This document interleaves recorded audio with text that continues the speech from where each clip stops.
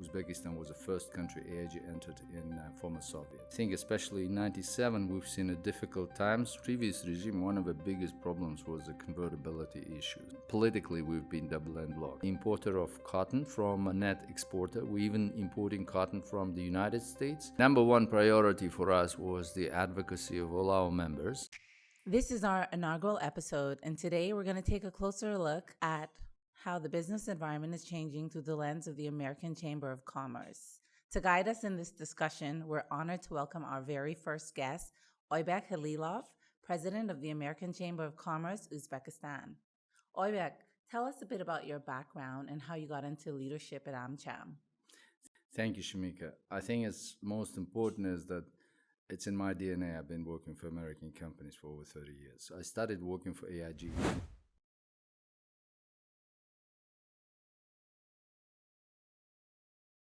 In 94, and AIG was a country, Uzbekistan was the first country AIG entered in former Soviet. So this was the first operation. Then I was involved with setting up other companies in Azerbaijan, in Kazakhstan, in Georgia, and Ukraine. But what is interesting that AIG in all the countries of the former Soviet, when they arrived, they also helped to set up American Chambers. So I was lucky in a way, being a member of AIG team. I was involved with setting up AmCham office here in Uzbekistan back in 96. Then we went to open AmCham offices in all the countries where AIG had an office. And AIG was a founding member of American Chamber in Kazakhstan, American Chamber in Azerbaijan, in Georgia. And then further, I went even to all the way to Mongolia. And yes, I was involved with the establishment of AmCham in Uzbekistan, and those were tough years. I remember then it was really close to impossible to transfer money. It was real challenge to make, convert from local currency to dollars. And even though our office here in Uzbekistan was started first and we had as a springboard for the regional operations, I remember we had challenges with receiving money for large TBC Baku-Ceyhan Tbilisi pipeline, and it was insured here in Uzbekistan, but the money we were not able to transfer to the Lloyd's London market for a long time, for nearly a year. So as a result, I think especially in 97, we've seen a difficult times when convertibility was a big issue, and that was a reason for us as well as many major investors who originally started in Uzbekistan, moving out to other countries like Azerbaijan and Kazakhstan. I was involved with the AmCham boards.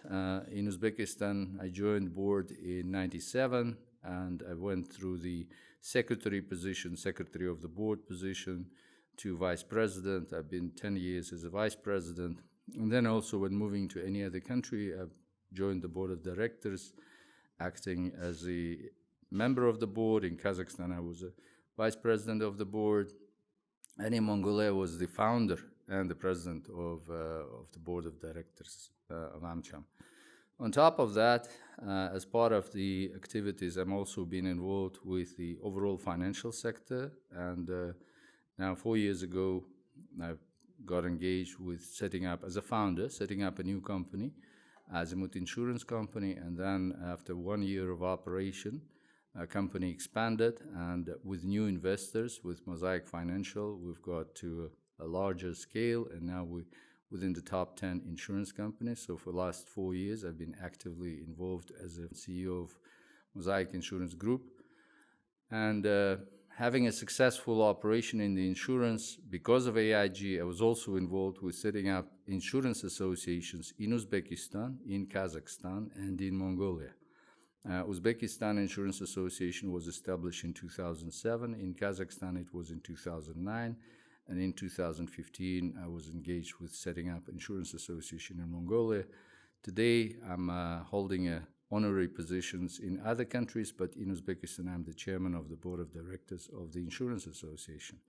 So as the Insurance Association been successfully growing, we have the same mega regulator who regulates both insurance, digitization, cryptocurrencies, capital markets, as well as gambling. So, National Agency of Prospective Projects, they have advised to join the board of directors of the Tashkent Republican Stock Exchange. That is quite a journey. So, you've had experience in multiple jurisdictions. How have all of those experiences shaped how you view the business environment in Uzbekistan today? I think most of the times I'm proud to be an Uzbek. And I remember that even the time when AIG set up first operation in Uzbekistan makes me proud. And I think we've always had advantage of being right in the middle of the Silk Roads. And because of the geopolitical and logistical position of the country, we have always enjoyed a more diversification. Economy has always been more diversified. I mean, if you look at the population, we have a very diversified demographics, many different religions. So it's, in a way, I sometimes make a joke and I say we're like a United States, but it's the Uzbek states, because we have many different nationalities, different religions, and different backgrounds, which is make me always proud. But of course, when I look specifically into the economic development, into the way the countries use best practice, I think being in some way being arrogant and very proud nation didn't help us. We've always been kind of slower than even our neighbors of picking up on the best practice.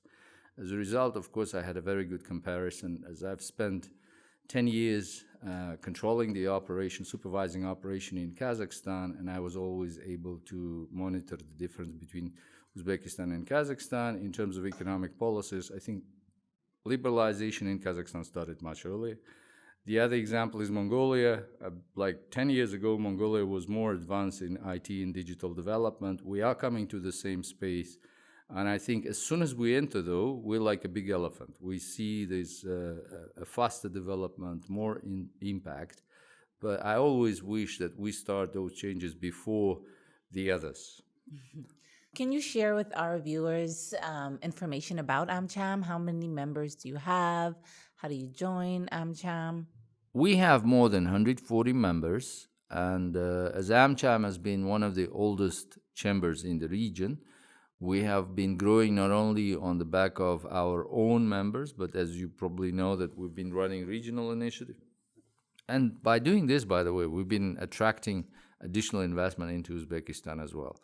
So most of our members historically been American companies, but they were in a history time when also we had quite a significant number of local companies joining, all the private businesses who were interested in international trade and further cooperation, especially with the United States, as we are being one of the major goals is facilitating trade and investment between Uzbekistan and the United States.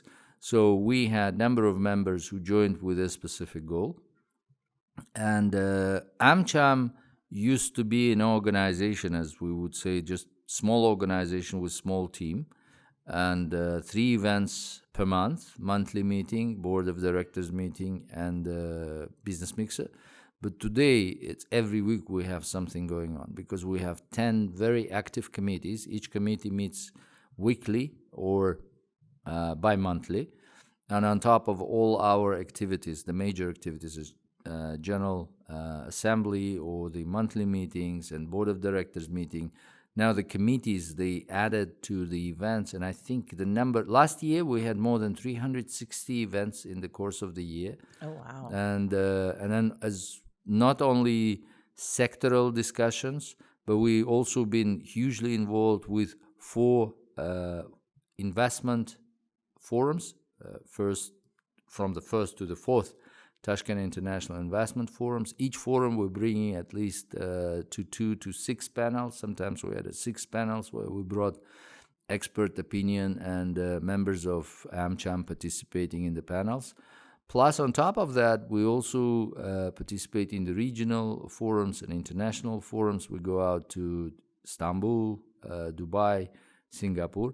We visit each other's in the region, as we also been for 4 years. AmCham Uzbekistan was at the center of the regional cooperation and as a leader running this initiative for 4 countries, Uzbekistan, Kazakhstan, Tajikistan, and Kyrgyzstan.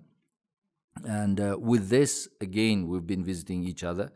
We've been organizing trade missions, not only usual trade missions to the United States and from the United States, but also we've organized trade missions to each other's countries. You mentioned there's about 10 committees. Are they structured around the different sectors from AmCham's membership, and which committee is the most active? Let me start from a history. So historically, the oldest committee is probably FMCG committee and Fast Moving Services and Goods committee. FMCG includes the companies like Coca-Cola. The Coca-Cola, Procter & Gamble, those were the founding members of the committee. And those probably the oldest and the most active committees, as they have quite a significant presence of different foreign companies. The second was the Tax Committee, and previously it used to be called Tax and Investment Committee, so it was also engaged with the, funny enough, WTO accession back in 95. And we've been discussing during that time Uzbekistan's WTO accession and all the requirements and making proposals through white papers to the government. But now, of course, the landscape is changing. We do not have as per se sectoral, but we have the committees which probably engage in many different sectors. One of those and quite active ones is IT and Digitization Committee, which, as I mentioned before, it's been involved with the developing and making proposals on 3 major laws. An IT and Digitization Committee, it's supported not only within Uzbekistan, it's also supported by our members, non-resident members who are outside Uzbekistan, those like Google, Meta, and IBM. We also have brand new committees which surprisingly were active because of the Uzbekistan Development or Real Estate Committee, as we see quite a lot of real estate development. So Real Estate Committee has been actively engaged and also organizing own forums, organizing own international events. And I think the last biggest surprise was that the Education Committee. We have already 2 committees which cover education matters. One is CSR and Human Resource Committee. But on top of that, as CSR is more involved with the social activities and human resource was more of a support for HRs of all our members, as we have developed the academic sector participants, we have now 6 universities and 4 schools as members. So there was a need to develop Education Committee, which just recently started. Of an old committees which were dissolved, I can give you an example of Tourism Committee. So we played a significant role through the Tourism Committee for 2 decades. One good example is like Green Corridor at the airport, Tashkent Airport, was introduced on the back of our proposal some 15, 16 years ago. But nowadays, we dissolved that committee because we believe that in Uzbekistan there are many other organizations where we engage as well, as like the Hospitality Industry Association or the Association of the Hoteliers, and our members being actively involved with a larger association. So we decided that no need for us to keep those committees. But overall, I mean, the committees appear and disappear. Right now, like I said, we have 10 active committees.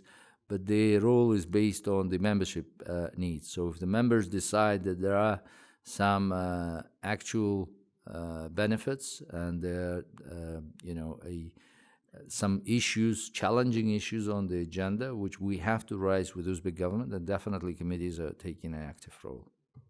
I just have to mention your CSR committee, they have an annual ball. I think it's normally in November, and it's the best time ever.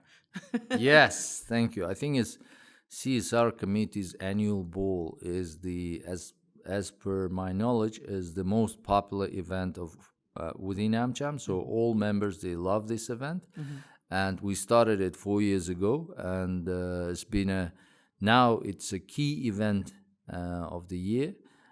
First of all, it's just a celebrity season, I think. But I think it's very important. First of all, it is important because this is the time when all members, they show their social projects, they show all the CSR initiatives, and it's the time when we are able to exchange all those projects and see what's not only the the financial benefit of our members, but also how the members are making their input into Uzbekistan and what's the benefit which is granted by our members to the Uzbek society and the country. So, as someone from the Bahamas, and I've had a lot of experience with US capital markets, I feel like I have a unique vantage point, and I've witnessed firsthand the transformation in the last 5 years, from the boardroom to the ground in Uzbekistan. What do you think was a turning point in the transformation of Uzbekistan? I think as the turning point, like I mentioned at the beginning, with the previous regime, one of the biggest problems was the convertibility issue. So liberalization of currency exchange was the first important step. And then, of course, the many other things happened since the new government came in place in 2016, and especially starting from 2017, we've seen all these changes.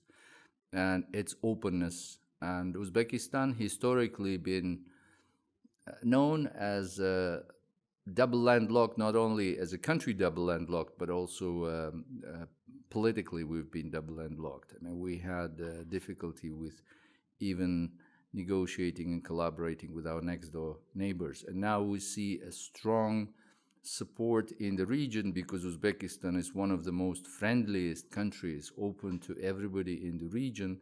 And one of the big advantages of Uzbekistan, as I believe, in the economic area as well, is we didn't join any blocs, any military or economic blocs. So Uzbekistan has been independent, except some of the international organizations like Shanghai Organization. But Uzbekistan always kept independent and multi-vector diplomacy, so which allowed Uzbekistan to gain at least on this independence, on the independent status. Yeah, I just want to mirror that. I absolutely agree. Uzbeks are the most welcoming and friendly people that I've ever encountered. So, how do you think the landscape has changed for international companies in the last few years? I mean, if we take from the example of how AmCham started, so initially it was just 5 founding members, and it was a AIG in the financial sector. We had ABN AMRO in the banking sector. We had Newmont Mining in the mining sector and Coca-Cola in FMCG, and one of the big fours also involved. That time, everybody thought that the country will be developing on the back of the mineral resources, and the most important was that we always used to brag about Uzbekistan being the second largest in cotton production, third largest in gold production, and fourth largest in oil and gas production in the world in terms of reserves and just pure mineral resources. I think now what is pleased to say that the economy is well diversified. Again, as compared to other, middle income and developing neighbors, we have a well diversified economy, producing everything from socks to cars and airplanes, so which helps a lot. In terms of the specific attractiveness for foreign investors, of course, it's been last years, I think it's difficult to pick one because the overall open policy of the government and trying to support investments and attract investments. So that's why whatever the area you look at, you see quite a lot of development.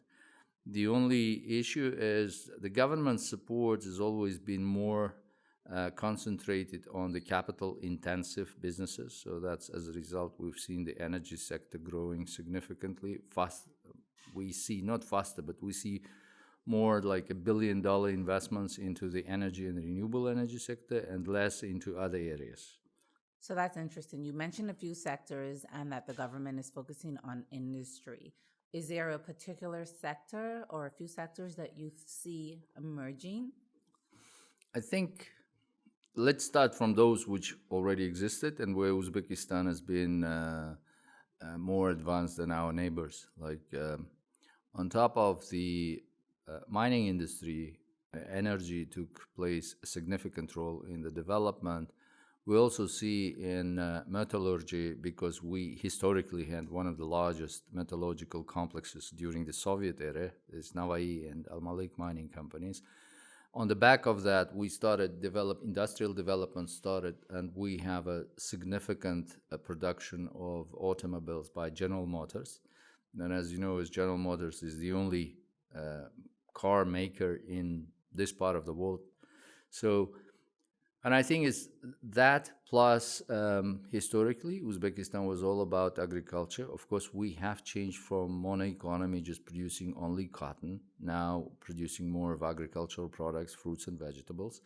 And the agribusiness is also becoming quite an important. If we speak of cotton, if like 3 decades ago, cotton was just pure raw material was sold, but nowadays is Uzbekistan becoming a net importer of cotton from a net exporter. We're even importing cotton from the United States to produce the finished goods. So it's not just the yarn and textiles, but it's the finished goods. That's the target. And so we see quite a significant development in the textile industry. But the latest, of course, is like around the world is all the high-tech development. So IT in Uzbekistan, the IT development and the digital transformation is fully supported by the government. One of the ways to make the business development easier for any investors was the setup of the e-government and digitalization of the whole government system. Now it goes all the way through the tax system, through the legal system, and even trying to set up the digital court concept in Uzbekistan. And digitization, I think it's one of the important routes through the development of IT parks in Uzbekistan. And I think the government is also understand that this in the future could be a hub, an international hub, which is using not only for the Uzbek purpose, but also outsourcing around the world. And last but not least, this is again is because the government is paying a lot of attention to green energy. So anything related with the development, sustainable ESG, sustainable projects like waste to energy projects, those will have even more support from the government. And I think we will see in the future development of new products and new projects in that area. So, of these sectors, do you see any emerging as a leader in the next 3 to 5 years? I mean, so far as the leader been energy sector, and renewable energy was a leader. But as emerging leaders, I mean, I wish, I'm not 100% sure it will happen because we also see developments in the region, in other countries. IT sector, the IT services sector could be a good engine for the growth, and especially it's with the high added value. It's an easy business for making money. And the second, probably in terms of priority, is my own sector, where we see a significant growth in the insurance industry. We're the champions not only in CIS countries, but in terms of the growth. Since 2017, for 7 years, insurance sector was growing with 69% every year. And only last 2 years it's been growing at 45%, and that's because the tax incentives of life insurance was removed, and we've just seen some slowdown in the life insurance sector. But taking into account that the penetration in Uzbekistan is historically has been less than 0.1%, and for last 4 years it was at 0.4%. This year it's just grown to 0.7%. But compared to the international penetration rate, we're still 10 times less of any mid-size developed insurance markets. So that's one area. And of course, we see quite a lot of development in the fintech and the banking sector. And third probably is the capital markets. Again, it's because the capital markets are in absolutely immature state. So there is always a hope for development. And I think when it will develop, it's a potential progress. Okay. From the perspective of an international company, what are the biggest misconceptions you see about doing business here in Uzbekistan? I think the biggest misconception is relying on a first-hand information rather than doing a deep analysis of the regulations, of the circumstances, of the local culture, of even knowing the local bureaucrats is important. And That's based, of course, on the window dressing of the Uzbek government, which is the government is doing quite a lot, definitely, to improve further investment and business environment. But the problem is that sometimes when with all this window dressing and people in the West, traditionally they believe that things which are shown in the show is a reality. And the reality is a little bit different. So I think this is the main misconception. And I think when they come, they just realize that what has been promised at the international forum is not exactly the same in the real life. And in that sense, I would just say everybody have to do their own due diligence. I completely agree. So the key message here, do your homework before investing in Uzbekistan. How is the reform agenda affecting the ease of doing business here in the country? I would probably say from the point of what AmCham is involved, because I cannot speak broader, but as the AmCham for last nearly 30 years, for 29 years, it was involved. Number one priority for us was the advocacy of all our members, and in that sense, the latest good developments been made in creating the legislative environment. So it is, first of all, the foreign investment and foreign activity law, and the second is the law on private-public partnership, and law on special economic zones. That's just a few to mention, but there are, like, if we take sectoral, then there are many more laws being developed, and most of them took the development of the laws. I was involved with the insurance law development. They all took place in the 2020, but now they've been revised in accordance with the World Trade Organization requirements, and especially with specifying the limitations for foreign investors, because that has been a vague area where you see all the benefits and attractions, but the limitations usually been hidden in regulatory documents. So now, with the more transparency and consistency, the lawmaking exercise is being done with the involvement of the private businesses. And we as an AmCham are hugely involved through Ministry of Industry and Trade, through the Foreign Investors Advisory Board. We're getting involved in discussions of different laws and regulations. And that is, at this stage, is a first good step. But I think is the next step which needs to be done is monitoring the performance of these laws, benchmarking, and comparing with the best practices. Like I said at the beginning, Uzbekistan has always been good in doing own good things, and because we always think that we have a lot of, and we do have quite a lot of smart ideas, but sometimes it's probably is also easier just to use the best practice which exists in the world. So that's, I think, this is happening. First of all, this is important. The second of all, in terms of infrastructure, as I've mentioned, in terms of ease of business, is digitalization is helping a lot, and setting up the e-government and digital services will help foreign investors and make at least bring more transparency, and that's I think is also important. And third, but not, I think is also last but not least, is also very important that the overall country's infrastructure needs to have development, because there are no opportunities, but logistics, the power transfer, communications, all that needs to have further improvement. We have seen, again, within our members, as you can imagine, in 3 decades, I've seen some which were extremely positive at the early days when they get some things done. AmCham is often described as a bridge for international companies. So you've mentioned the digital transformation, and I know that there was a lot of work done with the digital committee at AmCham. Can you tell us a bit about that? Yeah, I think it's, again, I have a mixed views on that. We have been asked to participate in the discussion of at least 3 laws related to the digitization of economy. One is the data privacy, data security, and antitrust law.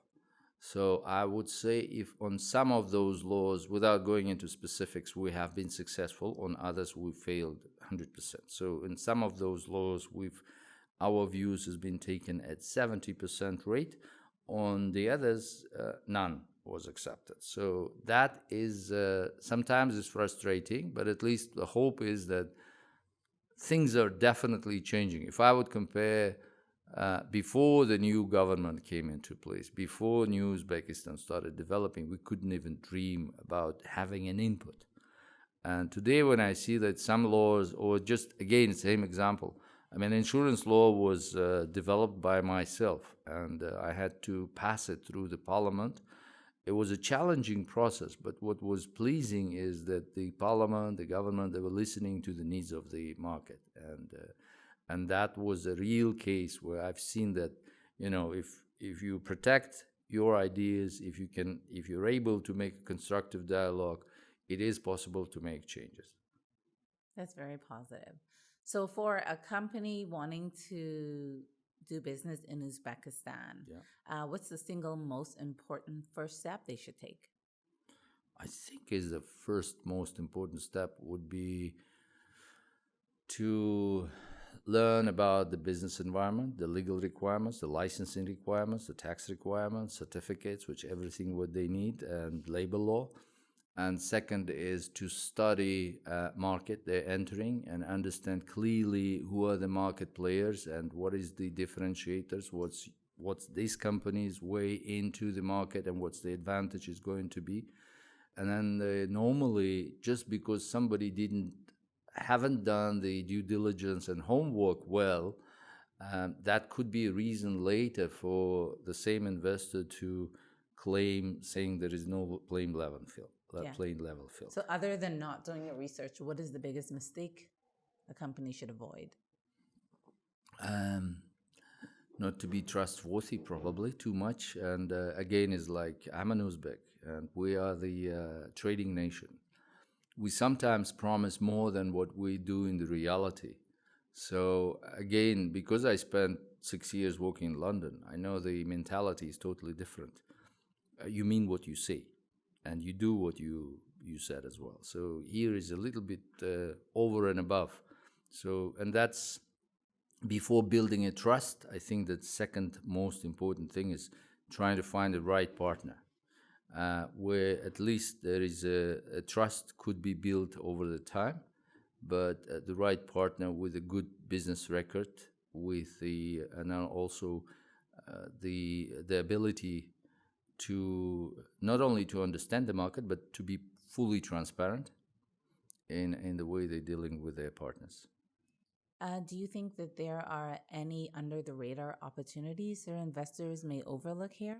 Yeah, I mean, I've already mentioned too many, which is already happening in Uzbekistan, but still all those areas, especially I think anything in the crypto, blockchain, IT development area is still valid and still needs a lot of development. And but I think is also, as I mentioned, in the energy sector is waste to management, using the alternative sources of energy and concentrating not just on a large scale projects, but also the small size projects, which will help in terms of the diversity and inclusion of the whole population of Uzbekistan. I mean, those who are in need or far away. So those projects probably also important. But in terms of the geopolitical and geographic location of Uzbekistan, logistics is extremely important. As historically, Uzbekistan being a trading nation, we have, for many different reasons, it's been ignored as the main route. Like we know that there is a Silk Road channel, but at least we're now getting involved with the Karek and with the Middle Corridor. But I think this is where we have to pay more attention, because that's where the opportunities are. And last but not least is for any human, there are three most important objectives: food, health, and security. So if anybody will get involved with food, and developing any sustainable, especially in Uzbekistan, agriculture and agribusiness is growing, is important. Health, we are lacking a good private healthcare service. We have a state healthcare, but with a growing population now, 38 million, I don't think we will have enough resources for the government to support that 38 and in the future 40 million maybe next year. So that's why healthcare, clinics, private clinics, pharmacy, those are the projects which have not been discussed yet, but I think in the future they will be quite important. So you mentioned the WTO and that you started about 3 decades ago with talks. Can you give us an update on where you think Uzbekistan is with joining the WTO? Yeah, I think, of course, it's puzzling that AmCham initially was involved with WTO. Significant involvement was especially in the late 90s. But as you know, it's with the previous government, probably not enough attention paid. Now, because there is a lot of attention paid by the new government, we're not that much involved because the discussions are happening in industry-wide, sectoral-wide. Of course, the benefits of joining the WTO would be a further liberalization of economy, the ease of doing business, especially for our multinational members, those who are joined AmCham, but they have operations in the neighboring and the third neighbor countries. And we all waiting for this happen. Our initial engagement was through the promotion of the good ideas which are being developed by the government and by the representatives of WTO and those who are responsible for the development of the joining the WTO. But we've also quite a significant I think the strong engagement was through the two ambassadors, the U.S. ambassador and the Uzbek ambassador in the United States, helping and promoting bipartisan support in the U.S. Parliament. But I have to say this initiative is run with a full power by the government, and we only hope and supporting the idea that this should happen sooner rather than later, especially taking into account that we've been involved with that with the previous regime 3 decades ago. You mentioned partnering with AmCham. How important is local partnerships? As AmCham being a local partner? Yeah. I mean, we are a chamber. So as a chamber, especially the major benefit for non-resident members, we help them to reach out to any government authorities, help them to simplify not only the registration procedures, but also we help them to understand the legal requirements and regulations. And in that sense, this has been our benefit in attracting new members, especially those who are not resident in Uzbekistan. So a company does not have to be resident in Uzbekistan to become a member? Yes. I mean, as long as you have interests in developing business in Uzbekistan, and especially in developing business between US and Uzbekistan, you can become a member. It is a bit difficult. We had cases when non-US companies and not represented in Uzbekistan just wanted to reap the benefit of joining AmCham and then being able to trade with the United States. That's not possible. But if you have a common interest to develop business in Uzbekistan, yes. And that's how we gained all our non-resident members.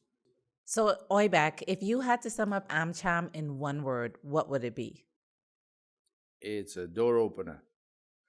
It helps the Uzbek government to get access through AmCham to the US government. It helps all our members to get access to each other. And overall, it helps Uzbekistan to get access to the West. What's the most unexpected benefit of being a member of the American Chamber of Commerce, Uzbekistan? I think it is recognition. Because through AmCham's activities, all our members, especially the ones, not speaking of blue chips and big brand names, they, through AmCham active networking and AmCham's active recognition as a chamber, as an active chamber, it allows all our members to be recognized and get a free access to the whole network of AmChams. So we have established that AmCham is a bridge. What two worlds would it be connecting? I would say Uzbekistan and the West. So, as a wrap up, I'd like to zoom out a little bit. Uzbekistan has changed so much in the last 5 years, and I feel like we're just at the beginning. From your perspective, what excites you the most about Uzbekistan's future? From my personal and professional perspective, what excites me that Uzbekistan can become a financial hub of the Central Asia region. I see a lot of opportunities with the support of the government, if it will be the right support, allowing to use the best international practice.